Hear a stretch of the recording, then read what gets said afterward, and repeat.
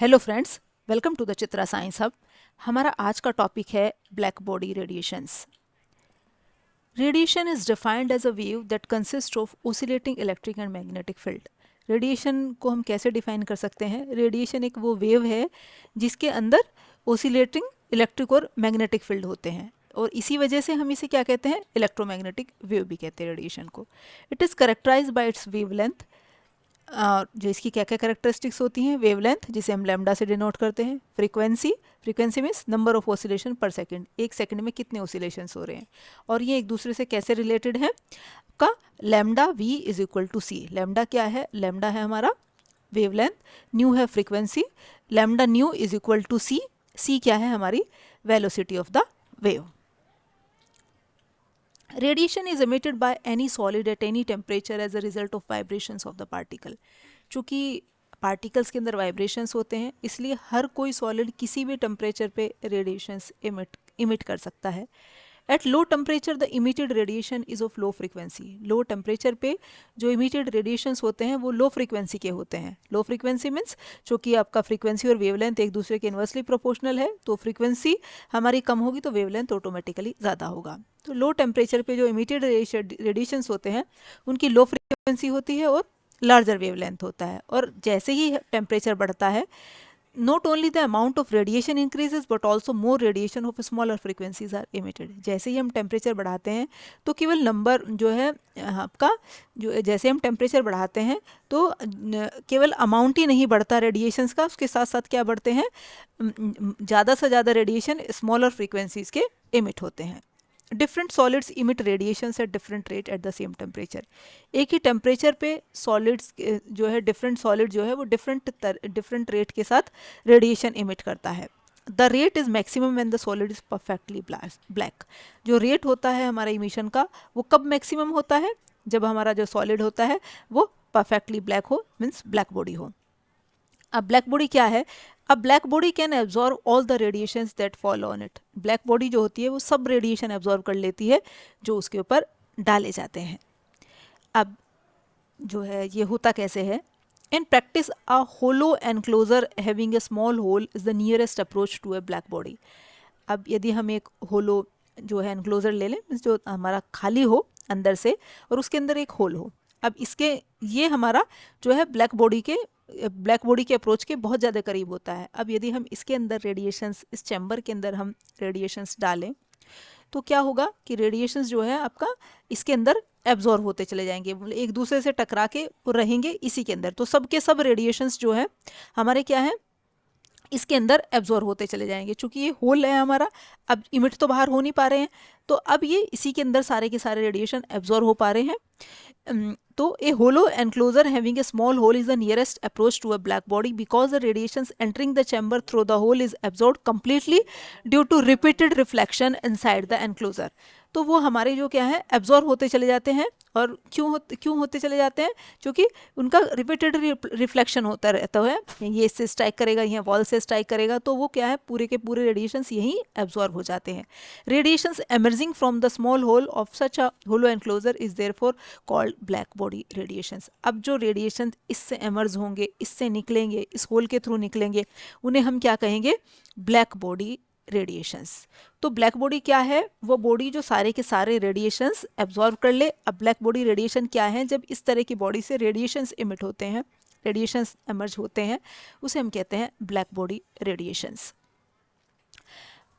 अब black body radiations हम detail में स्टडी करेंगे हैं क्या। A black body is an ideal body which allows whole of the incident radiations to pass into itself and absorb within itself this whole incident radiations. Black body क्या है? जैसे कि हमने भी पढ़ा, एक वो आइडल बॉडी है जो सबके सब इंसिडेंट रेडिएशंस इसके थ्रू पास होते हैं और एब्जॉर्ब हो जाते हैं। This property is valid for radiation corresponding to all wavelength and to all angle of incidence. और ये जो प्रॉपर्टी है हमारी, ये सब के सब वेवलेंथ पर एप्लीकेबल है। Therefore the black body is an ideal absorber of incident radiation. इसी वजह से जो ब्लैक बॉडी है वो आइडल एब्जॉर्बर है हमारा इंसिडेंट रेडिएशन का। ये हमारा जो है ब्लैक बॉडी का एग्जाम्पल है। ये हमने जो है रेडिएशन यहाँ से जो है अंदर इमर्ज किया, तो सब वो इसकी वॉल से टकराएंगे, लेकिन सब यहीं रहेंगे, तो सब के सब हमारे इसके अंदर एब्जॉर्ब होते रहेंगे।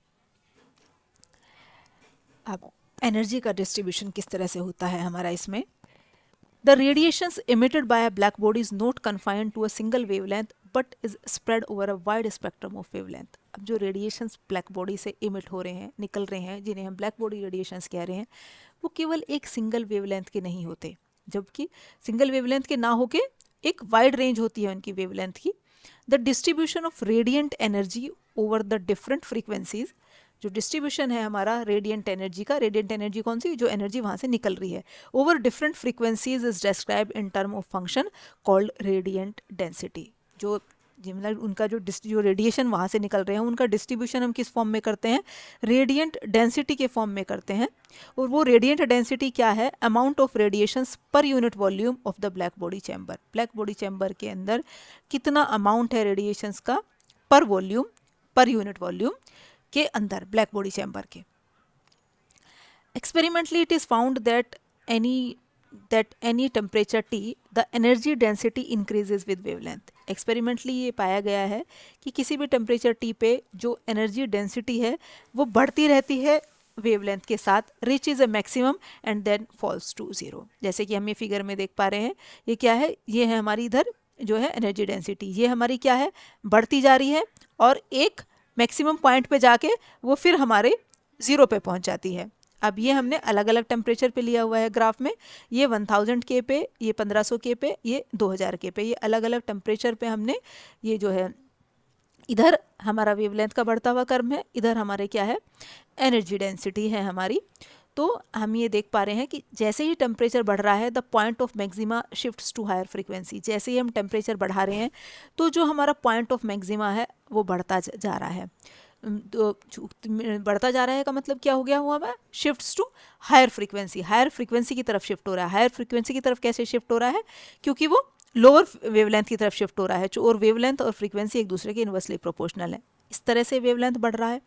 अब यदि हम इस वाले देखें 1000 केल्विन पे जो है हमारा मैक्सिमा यहाँ है, 1500 केल्विन पे देखें तो वेवलेंथ जो है मैक्सिमा हमारा यहाँ है, तो क्या है, वेवलेंथ घट गया, यहाँ से यहाँ की तरफ पहुँच गया। अब जैसे ही हम 2000 के पे देखें तो हमारा जो है और शॉर्टर वेवलेंथ की तरफ शिफ्ट हो गया। तो जैसे ही टेम्परेचर बढ़ता है जो पॉइंट ऑफ मैक्सिमा है वो हमारा शॉर्टर वेवलेंथ की तरफ शिफ्ट हो जाता है।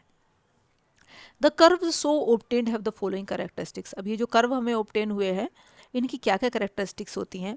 The radiation emitted by a black body is not confined to a single wavelength but spread over a wide spectrum of wavelength।